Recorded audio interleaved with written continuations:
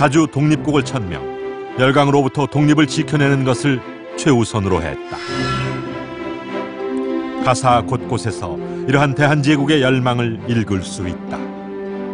환영의 떨치사, 위권이, 대한제국의 권위가 말이야, 대한제국의 권위가 환영이라는 전 세계를 말하는, 우주를 말하는 겁니다. 우주의 떨치사.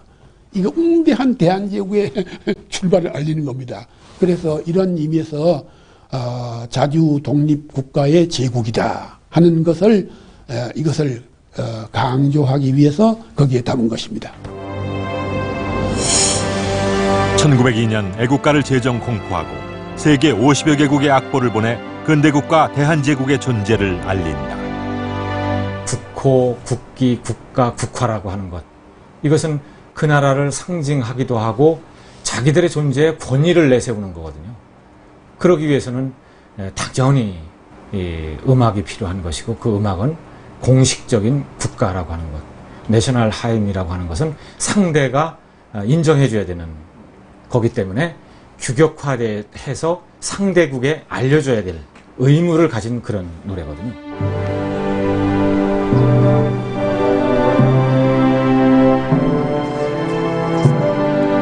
조선에서 대한제국으로, 그것은 단순한 국호의 변화를 의미하지 않았다. 나라를 상징하는 노래를 갖게 된 대한제국은 자주 독립국가로서의 외형적 요소를 갖추고 열강 등과 동등한 국가로서 세계 무대에 등장한다. 이 고종에게 있어서 대한제국 애국가는 열강들 틈바구니 속에서 고군분투했던 대한제국을 당당한 근대국가로서 세계에 널리 알릴 수 있는 상징 가운데 하나였습니다. 저는 지금 탑골공원에 나와 있는데요. 제 뒤로 보이는 저 공간이 원래는 군악대 건물이 있었던 곳입니다. 많을 때는 100명에 가까운 군악대원들이 에케르트로부터 서양 악기를 배우고 대한제국 애국가를 연습했습니다. 그런데 왜 하필 에케르트였던 걸까요? 쌀 한 가마니에 5, 6원 하던 시대, 300원의 봉급은 가히 파격적인 대우였습니다. 당시 정부의 재정을 보더라도 결코 적지 않은 금액이었는데요. 자, 과연 정부는 왜 이처럼 공을 들여가며 에케르트를 초빙했던 걸까요?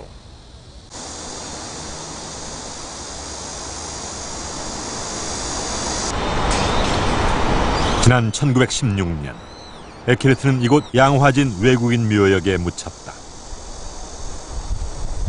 향년 64세, 우리나라에 온 지 16년째 되던 해였다. 그가 세상에 다시 알려진 것은 1949년. 에케르트 무덤 앞에서 광복 후 최초로 대한제국 애국가가 연주되면서다. 이 모든 행사를 기획한 사람은 해군 군악대장 남궁요열이었다.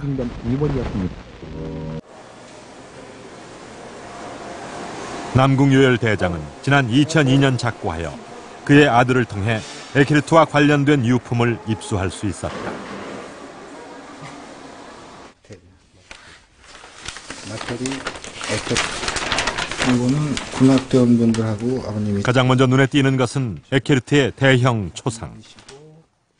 다른 분들하고 찍은 사진에서 아버지가 뽑아내신 그 사진이니까. 이런 식으로 액자를 해서 에케르트 초상화를 갖고 계신 분이 없을 것 같은데 어떤 인연으로 이렇게? 에케르트라는 분이 한국에 서양 음악을 전달을 해주신 분이거든요. 그래서 아버님이 이분에 대해서 굉장히 존경심을 갖고 계셨고, 이분의 음악의 전달을 해준 역사에 대해서 아버님은 그 뿌리를 자꾸 보존하기를 원하셨어요. 일본 유학 당시 대한제국 애국가와 에케르트에 대해 알게 된 남궁요열은 귀국 후 군악대원들과 에케르트 가족을 수소문해 이를 바탕으로 한 권의 책을 남긴다. 책에 따르면 대한제국 애국가 악보는 물론 에케르트 사진에서 동영상까지 다양한 자료들을 수집했다고 한다.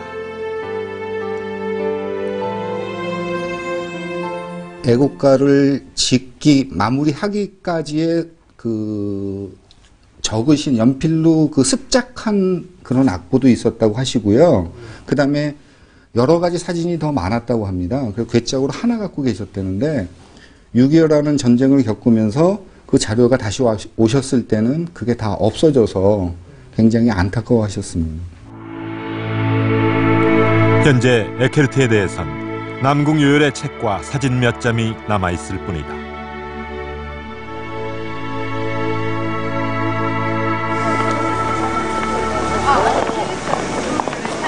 1892년 독일 출생인 에케르트. 그러나 그와 관련된 자료는 우리나라와 일본에 더 많이 남아있다.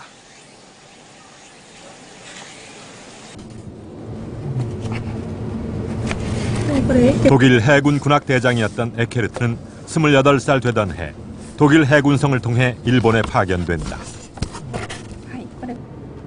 이후 20년간 체류하며 일본 군악대를 비롯한 다양한 분야에서 근대 서양 음악을 보급한다. エケルトは明治12年から明治32年まで日本に20年間滞在しまして、海軍軍楽隊、それから主にはあと指揮部、宮内庁の楽部なんですけれども、その他、この音楽取調べ係、それから、陸軍の軍楽隊という当時の日本の西洋楽をやっていた団体のほとんど全てを指導したということが大きいと思います。 무엇보다 그는 동양 음악에 관심이 많았다. 일본의 창가들을 근대 서양 음악에 접목시키는 편곡 작업을 진행했다. これらがエケルトの曲でしょうか。エケルトがそうですね、編曲したものですね。こちらが小楽唱歌集と言われている日本で作られた最初の唱歌の教科書ですけれども、それは琴で合奏できるように作ったものですね。 하야시 히로모리가 작곡한 일본 국가 기미가요도 그의 편곡을 거쳤다. 1900년 일본 생활을 정리하고 귀국할 땐 일본 정부로부터는 훈장을, 독일 정부로부터는 왕실 악장직을 수여받는다.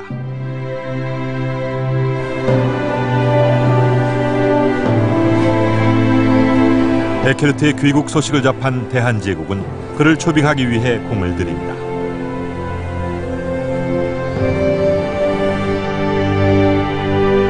조건은 파격적이었다. 덕국 신사 에커트, 3년 계약에 월 300원, 군악대장 월급의 10배에 해당하는 금액이었다.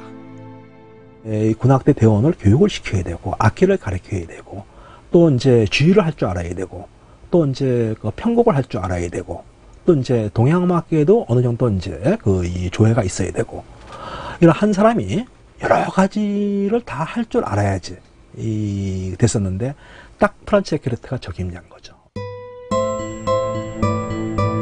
1901년 한국에 도착한 에케르트에게 대한제국 국가의 작곡과 군악대원 교육이라는 두 가지 임무가 주어졌다.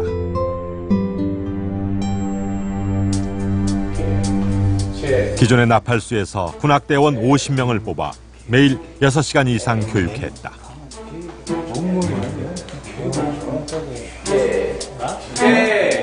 악기도 언어도 낯설었던 만큼 우여곡절이 많았다. 에케르트가 채, 대, 에, F 등을 따라하도록 시켰으나 혀가 잘 돌지 않아서 발음을 하는데 몹시 애를 먹었다.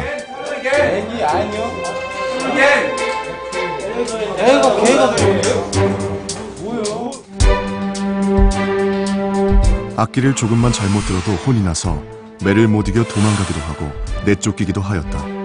밤낮 없이 쥐구멍에 소를 몰듯 가르쳤다. 에케르트는 악기를 잡는 법은 물론 보관에서 수리법까지 기초부터 치밀하고 엄격하게 교육했다. 다혈질이었던 에케르트의 불호령을 피하기 위해 대원들도 호롱불에 의지해 밤을 새며 연습했다고 한다.